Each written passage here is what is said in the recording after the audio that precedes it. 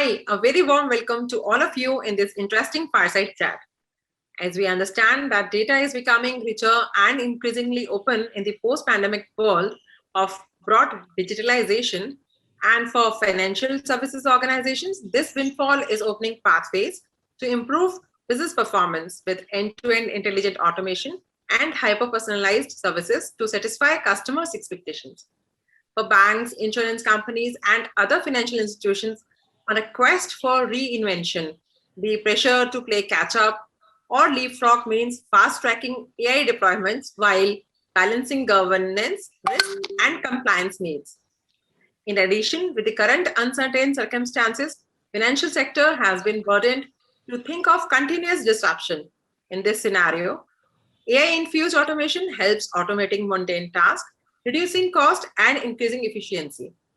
This fireside chat will highlight the trends and impact of AI-infused hyper-automation on financial sector. And we have with us our very eminent guest, Mr. Srinivasa Rao Muppaneni, Group CIO, Telangana State Cooperative Banks.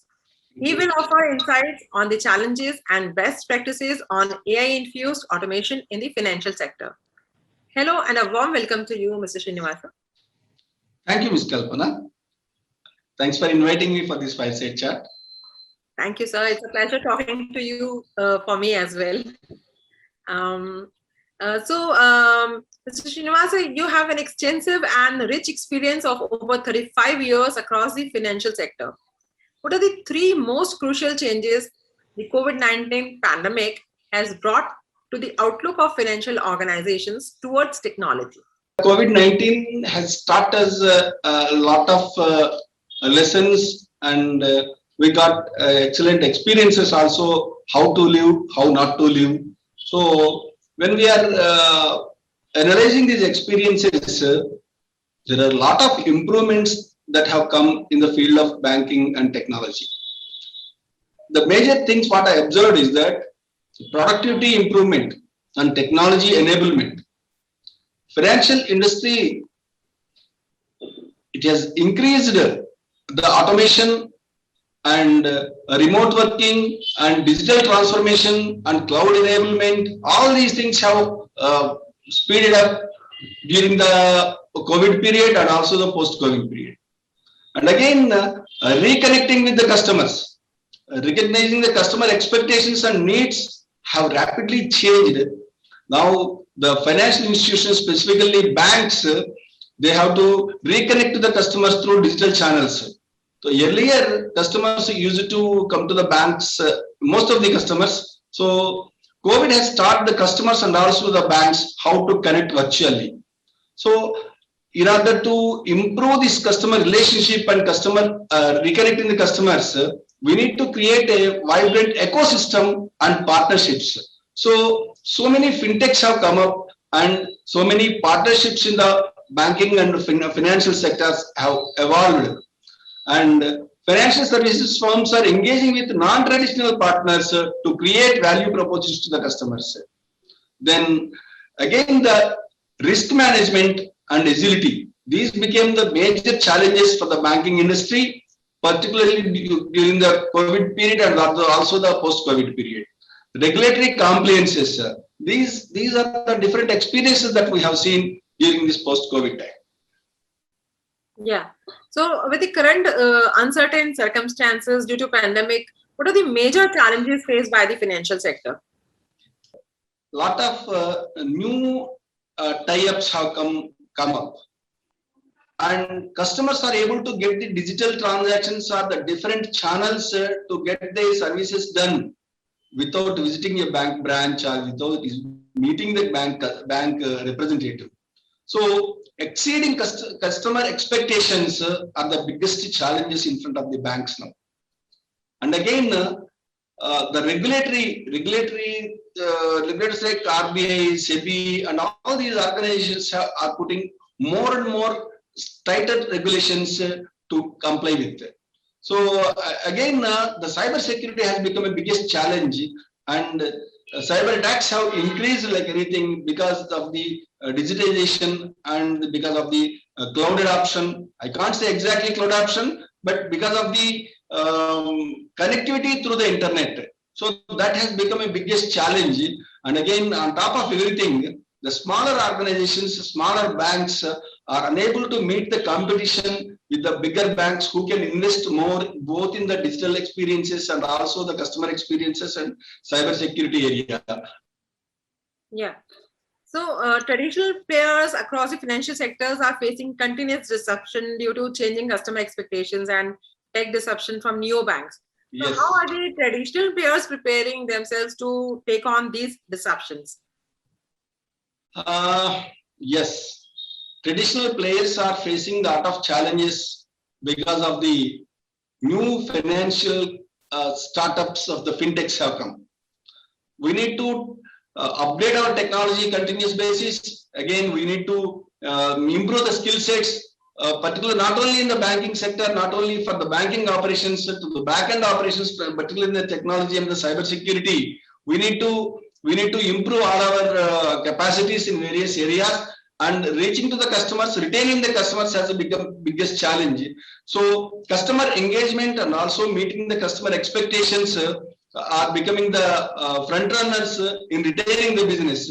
So what is the advantage for the existing bankers when compared to the new banks is that the longest relationship with the customers and also the personal rapport that the banks manage, the traditional banks manage with the customers.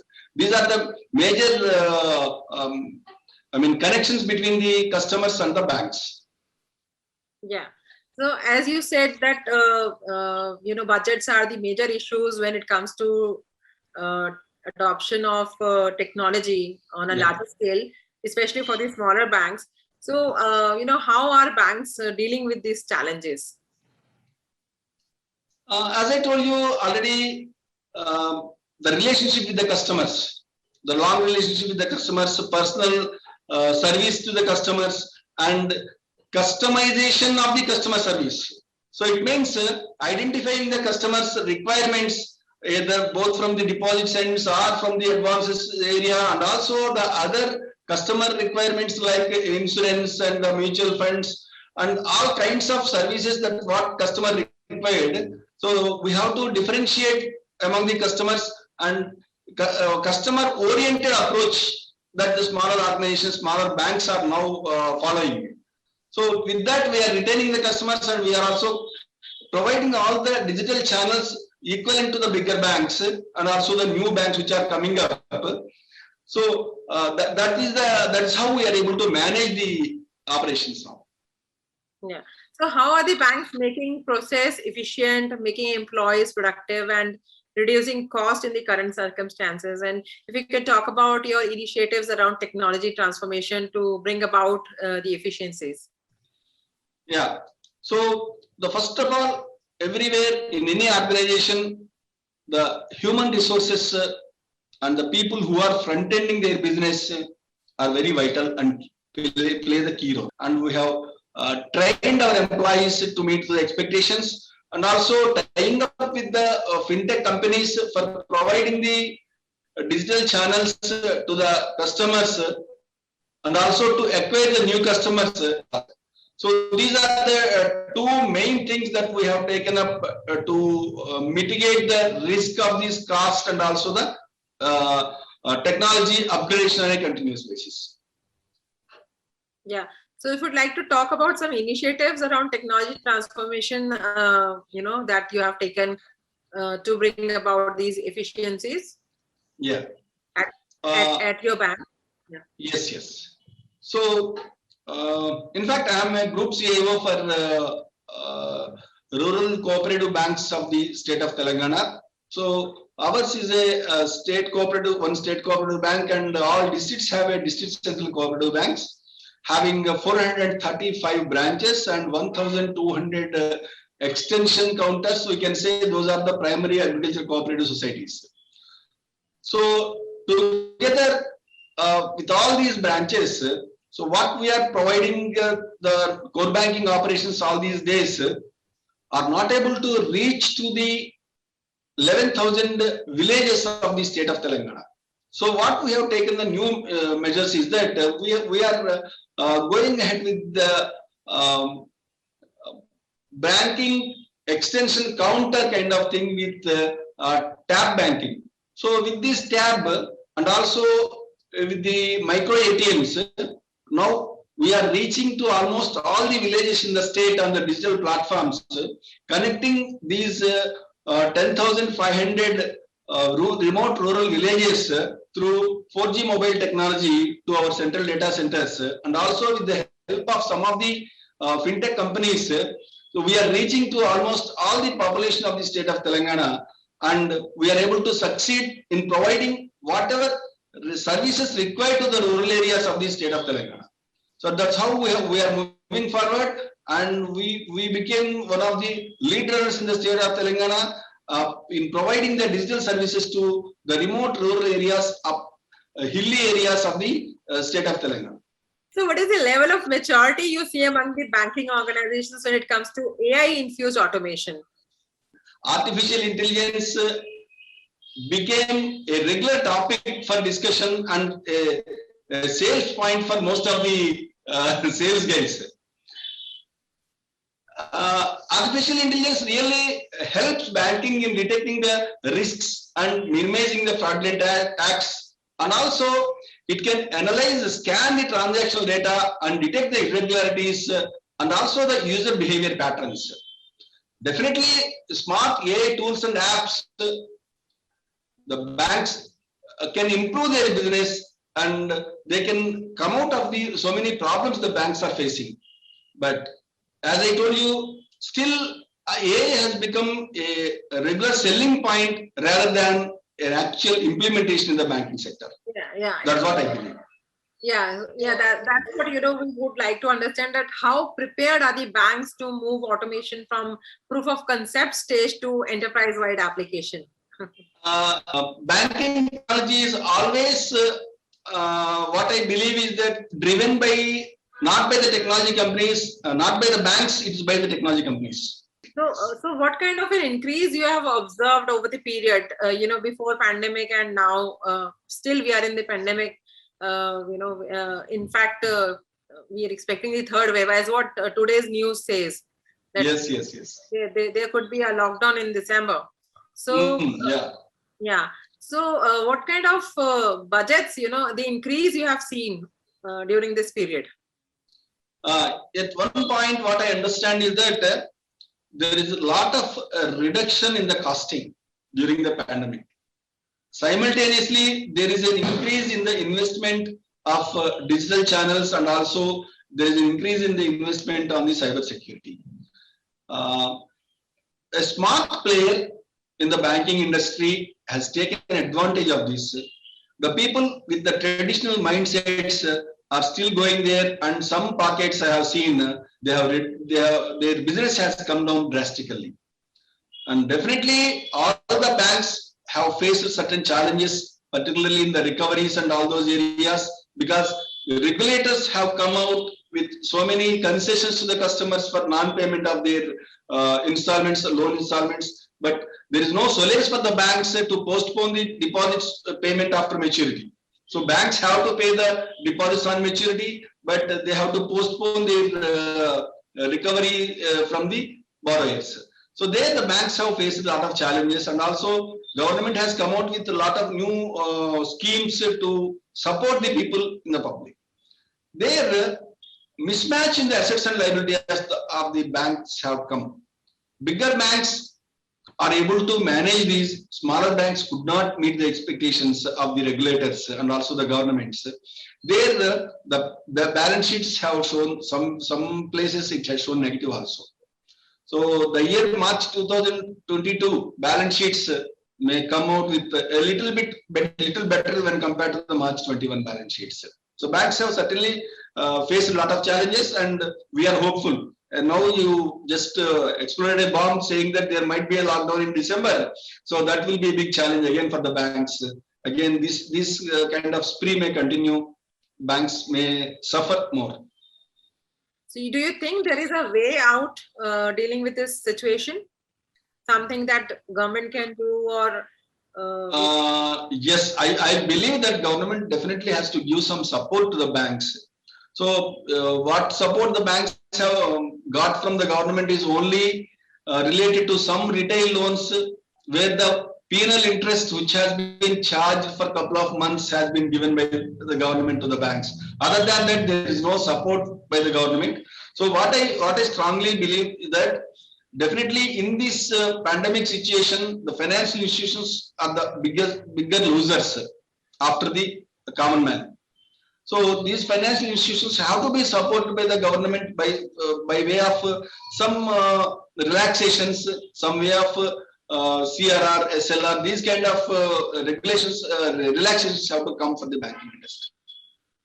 And do you think the technology providers can actually help out the financial sector in coming out of this situation? Yes, certainly. That is the way. See, when we are discussing during the pandemic, we have even all of us. Of course, for me, there is no exception. I have to go to the bank every day. There is no exception. But most of the customers, they need not go to the bank. They got all their services from their home.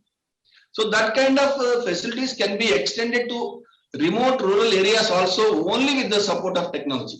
Definitely, technology companies are playing and have to play and will play lot of bigger roles in the coming days to cope up with this COVID third wave or whatever it is. But customers now, when we analyze, 50% of the customers are not ready to come to the banks on a regular basis, how they came to the banks earlier. And when we inquired with some of the next gen people, Gen X people who are there, they are not at all ready to come to the banks, even for opening an account or opening a loan also. So only 15% of the Gen X people, they told that, okay, we will come to the bank if required. 85%, why we have to come to the bank? Banks, everything can be digitized, everything can be online. On mobile app, I should do everything. So this kind of attitude is there, and people feel that they don't have time to come to the banks. Maybe sometimes some people it might be real, some people they may feel that why I have to come to the bank. So definitely technology companies are can play a bigger role in this. Yeah, sure. So last but not least, sir, what are the top 5 technology focus areas over the next couple of years? Yes, this is the this is the point I am being asked by most of the people who are attending these panel discussions and also these things. Yeah. The first and foremost thing is the digital connectivity with the customer. Digital connectivity with the customer, not just for opening of the transaction account or doing the transactions. And a customer, if he requires to connect to the bank for any of his requirement, bank should be available 24/7 through video collaboration. That will help the banks and customer bondage together for a long. This is my first and topmost priority in the coming 2 years. And the next one is the regulatory compliance, because a lot of restrictions are being imposed by the regulators, and every day in and day out you might be seeing in the newspapers that this bank has been penalized for this non-compliance, for non-compliance of KYC or cyber security norms or fraud reporting. So this is the area where we have to be very, very cautious, and RegTech is going to play a bigger role in this area, and that is my second most priority in this. And the next one is the APIs. APIs are getting increased day by day because of the services those are being introduced, and lot of digital channels, lot of fintechs are coming out. So API integration, new APIs development will be the next priority for us. And on top of all these things, the cloud computing, because nowadays fintechs are coming with a lot of applications where they are hosting all these in the cloud. For me, as a banker, I cannot allow the cloud business always.